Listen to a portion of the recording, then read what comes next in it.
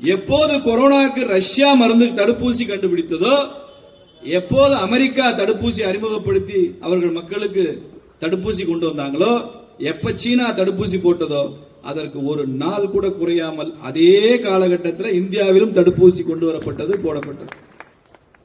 நீங்க ரேபிஸ் வெறிநாய்க்கடி தடுப்பூசி அது உலக நாடுகளில் கண்டுபிடிச்சு 40 வருஷம் கழிச்சு தான் இந்தியாவுக்கு வந்துச்சு. அம்மை நோய்க்கான தடுப்பூசி எப்ப கண்டுபிடிச்சா உலகம் எல்லாம் எப்ப வந்துச்சு, இந்தியாவுக்கு எப்போ காங்கிரஸ் ஆட்சியில் வந்துச்சுன்னு பாருங்க. போலியோ டிராப்ஸ் அந்த தடுப்பு மருந்து எப்ப கண்டுபிடிச்சு உலக நாடுகள்லாம் வந்தது, இந்தியாவுக்குள்ள அது எப்ப வந்தது பாருங்க. எல்லாம் 20 வருஷம் 30 வருஷம் இடைவெளி இருக்கும். கொரோனா தடுப்பூசி அமெரிக்கா ரஷ்யால எப்ப அறிமுகப்படுத்தினா, இந்தியாவில் தடுப்பூசி நாம எப்ப அறிமுகப்படுத்தணும் பாருங்க. ஒரு வாரம் கூட வித்தியாசம் இல்லை. ஏன் தெரியுமா? தேச நலன் மீது அக்கறை உள்ள கட்சி. இந்த 140 கோடி மக்கள் மீதும் அக்கறை உள்ள கட்சி. இந்த தேசத்தை தெய்வமாக பார்க்கிற RSS இயக்கத்திலிருந்து வந்த ஒருவன் நடத்துகிற ஆட்சி. அதனால அது நடக்கும். இல்ல வேற யாராவது இருந்தா எப்படி செய்ய முடியுது? மக்களை நேசிச்சவர் தான் தலைவனா இருக்க முடியும். மக்களை எக்ஸ்ப்ளாய்ட் பண்றவன் இல்ல.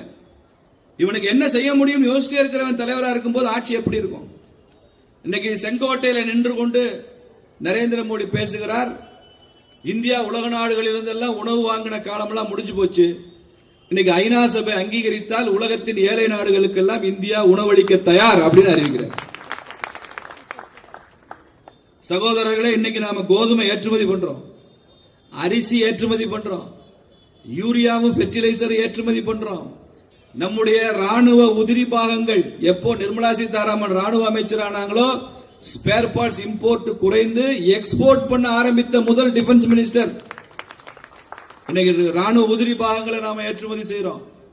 1 லட்சம் கோடிக்கு மேலாக அதுல பணம் வருது. இந்த பட்ஜெட்ல நரேந்திர மோடி சொல்லியிருக்கிறாரு, எண்ணெய் வித்துக்கள் மீது இம்போர்ட் டாக்ஸ் அதிகப்படுத்தி இருக்கிறாங்க.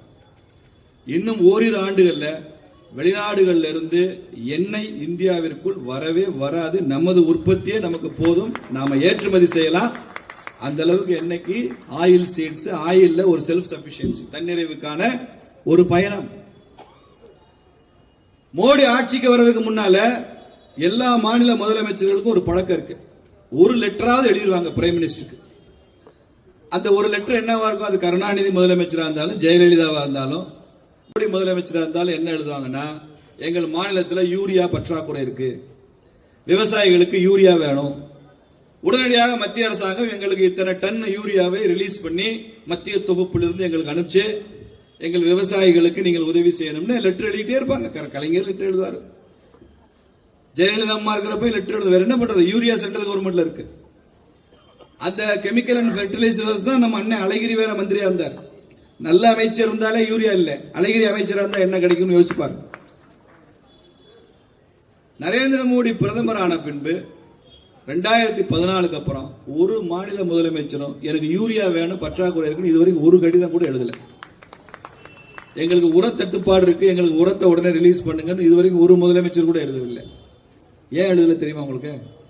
இடையில யூரியால நிறைய பதுக்கல் நடந்தது, கள்ள மார்க்கெட் இருந்தது, நிறைய இண்டஸ்ட்ரீஸ் யூரியாவை கடத்தினாங்க. நான் சொன்ன ஆச்சரியமா இருக்கும், பால்ல யூரியாவை கலந்தான். குழந்தைகள் குடிக்கிற பால்ல கூட கொஞ்சம் யூரியாவை கலந்துட முடியும், மில்க் பவுடர்ல. அப்படியெல்லாம் ஒரு கள்ள மார்க்கெட், கலப்பட சந்தையெல்லாம் இருந்ததை மாற்றி ஒரு சின்ன டெக்னிக் பண்ணாரு நரேந்திர மோடி. என்ன டெக்னிக் தெரியுமா? யாராவது தெரியுமா? அந்த கூட்டத்தில் யாராவது சொல்லுவீங்களா? நீம் கோட்டட் யூரியான்னு போட்டார். வேப்பெண்ணெயை தடவி கூடுறா, அதுக்கப்புறம் கள்ள மார்க்கெட்டே ஒழிஞ்சிரும்டா அப்படின்னு சொன்னார். கள்ள மார்க்கெட்டே ஒழிஞ்சிரும். அந்த வேப்பெண்ணெய் தடவுறப்ப அது மண்ணுக்கு வேற உரமாகுது, சத்தாகுது. வேப்ப மரத்தை வேப்பம் கொட்டை எடுத்து நீம் ஆயில் தயார் பண்ற அந்த விவசாயிகளுக்கு அதுல பணம் கிடைக்குது, பெரிய மார்க்கெட் கிடைக்குது அவங்களுக்கு. இன்னைக்கு யூரியா தட்டுப்பாடு இல்லை. இந்தியாவில் எந்த யூரியா தொழிற்சாலையும் நிர்வாகம் செயலிழந்து இல்லை.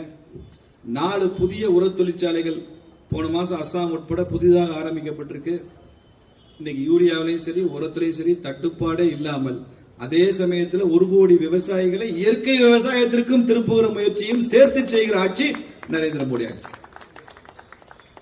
அதே ஒரே நாள்ல இயற்கை விவசாயம் பண்ணிட வேண்டியதானே? இலங்கையில் அப்படித்தான் பண்ணா, பெரிய உணவு பஞ்சம் ஆயிடுச்சு. இனிமே உரம் போடக்கூடாது, யூரியா போடக்கூடாது, எல்லாம் இயற்கை விவசாயம்னு சொல்லி அந்த நாட்டோட உற்பத்தி குறைஞ்சு அந்த அளவுக்கு அந்த சாணம் பஞ்சகவியம் கோமியம் எல்லாம் இல்லாம வேலை செய்யறதுக்கும் லேபர் இல்லாம பெரிய கொலாப்ஸ். அதனால இயற்கை விவசாயத்துக்கு திரும்ப வேண்டும் என்பது கட்டாயம், அதை படிப்படியாகத்தான் செய்ய வேண்டும் என்பது அதை விட கட்டாயம். இந்த ரெண்டையும் சேர்த்து செய்கிற பிரதமராக நரேந்திர மோடி இருக்கார். இன்னைக்கு பிரச்சனை இல்லையா?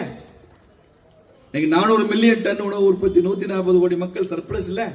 இன்னைக்கு போங்க கல்யாண வீடுகள்ல ஹோட்டல்ல, we waste more than what we taste. தூக்கி கொட்டுறமே தவிர சாப்பிடுறதை விட நம்ம கீழே கொட்டுற உணவு அதிகமா இருக்கு. நம்ம செய்யற பெரிய துரோகம், பாவம். அன்னம் தெய்வம், அதை வீணாக்க கூடாது. எவ்வளவு வேணுமோ அவ்வளவு சாப்பிடு, வீணாக்காத. பிள்ளைங்களுக்கு சொல்லிக் கொடுக்கணும்.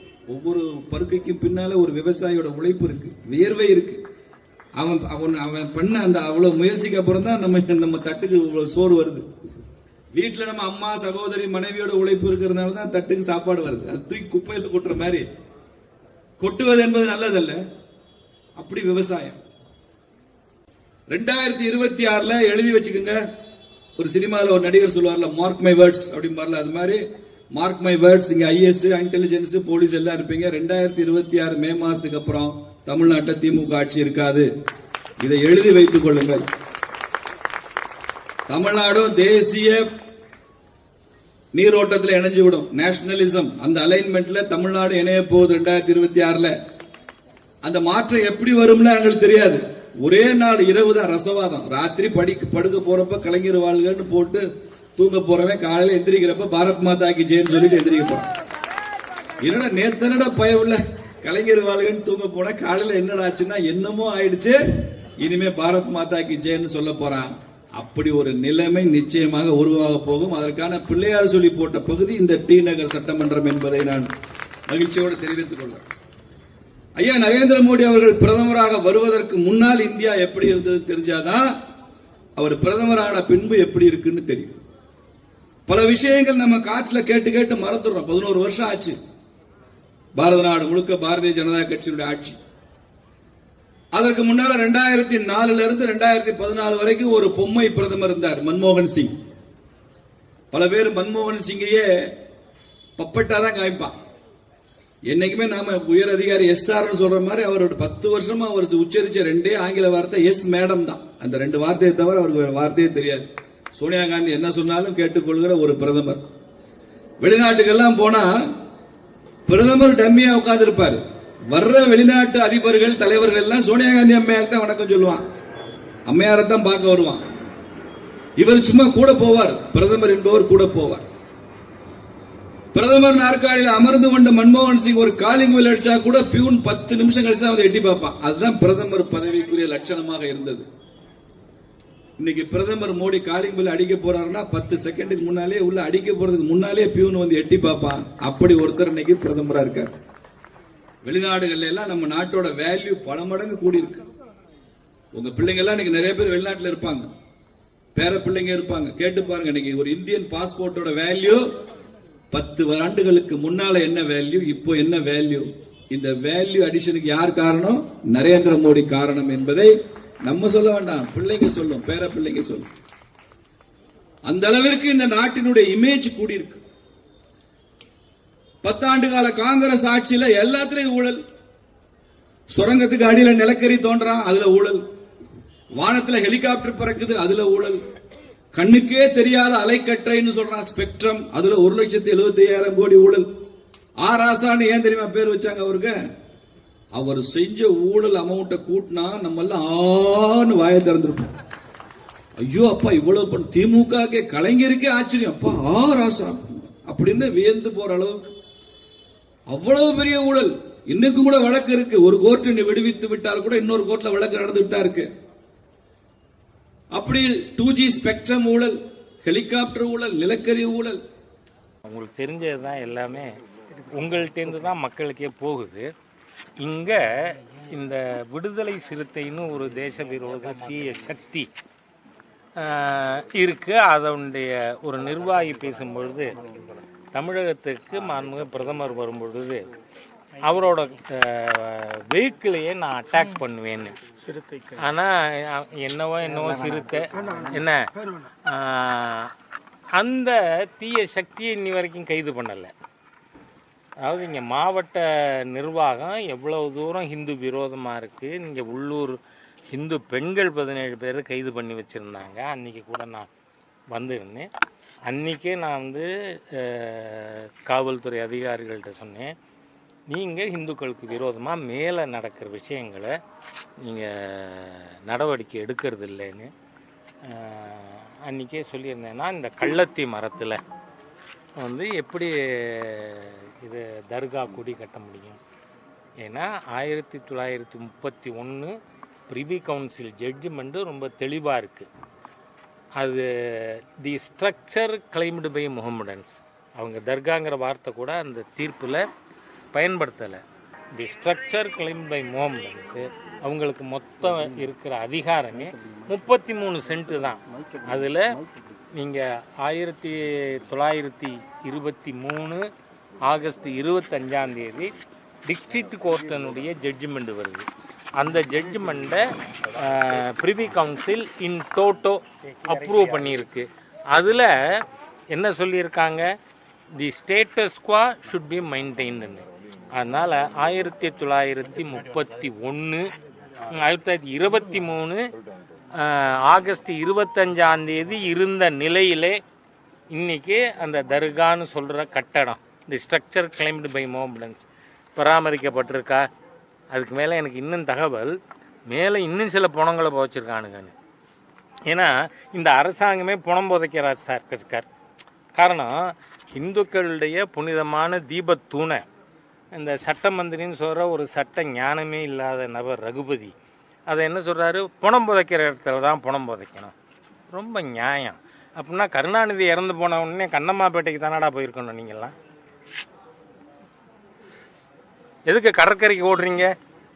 கண்ணம்மாப்பேட்டைக்குள்ள போயிருக்கணும். பணம் புதைக்கிறதுனா பணம் புதைக்கிற இடத்துல பண்ணணும். ஆகவே ரகுபதி போன்ற ஹிந்து விரோத தீய சக்திகள், சேகர் பாபு போன்ற ஹிந்து விரோதிகளுக்கு நான் சொல்கிறேன், நீங்கள் அதிகமாக பேசாதீங்க. நாங்கள் அடித்தா நீங்கள் தாங்க மாட்டீங்க. அதனால் எச்சரிக்கையோடு இருக்கணும். உங்கள் ஹிந்து விரோதத்தை நிறுத்துங்கள். இந்த தேர்தலுக்கு முன்பாக இப்போ தை மாதம் பூசம் வருது, அதை ஒட்டி கார்த்திகை வருது. அதனால் அதுக்குள்ளே இங்கே தீபம் ஏற்றணும். ஏற்றலைன்னா இந்த இஷ்யூ எலெக்ஷன் இஷ்யூவா திராவிட முன்னேற்ற கழகம் என்கின்ற தீய ஹிந்து விரோத சக்திகளை வீட்டுக்கு அனுப்ப வீடு வீடாக ஹிந்து ஆர்வலர்கள் இதை எடுத்து செல்வார்கள். நான் கேட்குறேன், நீ சரக்கு மிடுக்கு பேச்சுக்கு சொந்தக்காரன் அநாகரிகவாதி திருமாவளவன், அதை நீங்கள் எங்கிட்ட கேட்கலாமா? ஒரு கேவலமான ஹிந்து சமுதாயத்தில் பெண்கள் எல்லாம் அலையிறாங்க, ஆம்பளைக்கு சரக்கு இல்லை மிடுக்கலைன்னு பேசின ஒரு அற்ப ஜென்மம் தானே இந்த திருமாவளவன். மானமுள்ள நபரா? அந்த மாதிரியா இருக்கிற ஒரு மானங்கட்ட நபர் பேசுறதுக்கு நான் ஏன் பதில் சொல்லணும்? தமிழகத்திற்கு மாண்புமிகு பிரதமர் வருவதை ஒட்டி தேசிய ஜனநாயக கூட்டணி மகத்தான வெற்றி பெற வேண்டும் என திருப்பரங்குன்றம் முருகனிடமும் மேலே இருக்கின்ற காசி விஸ்வநாதரிடம் ஆசி பெறுவதற்காக இன்றைக்கி நான் வந்திருக்கேன். இன்று காலையில் அகில இந்திய அண்ணா திராவிட முன்னேற்ற கழக முன்னோடிகள், முன்னாள் அமைச்சர்கள் திரு ஆர்பி உதயகுமார் அவர்கள், திரு செல்லூர் ராஜ் அவர்கள், முன்னாள் மேயர் திருப்பரங்குன்றம் சட்டமன்ற உறுப்பினர் திரு ராஜன் செல்லப்பா அவர்கள் அனைவரும் வந்திருந்தார்கள். முதல் தேர்தல் பொதுக்கூட்டங்கிறதுனால தேசிய ஜனநாயக கூட்டணி அதை ஒரு பெரிய வெற்றிகரமான நிகழ்ச்சியாக நடத்த முடிவு செய்திருக்கிறோம். திருப்பரங்குன்றத்தை பொறுத்தவரை டிசம்பர் 1 நீதிமன்ற உத்தரவின்படி இங்கு தீபத்தூணில் தீபம் ஏற்றி இருக்க வேண்டும். அதுக்கப்புறம் திருப்பியும் டிசம்பர் 3 நீதிமன்றம் உத்தரவிடுகிறது. ஆனால் மாநில திமுக இந்து விரோத தீய சக்திகள் இங்கே இருக்கிற இந்த கலெக்டரும் கமிஷனரும், ஏன்னா நீங்கள் பார்த்தா 3 மாநில தலைவர் அவர்களோடு நானும் வந்திருந்தேன்.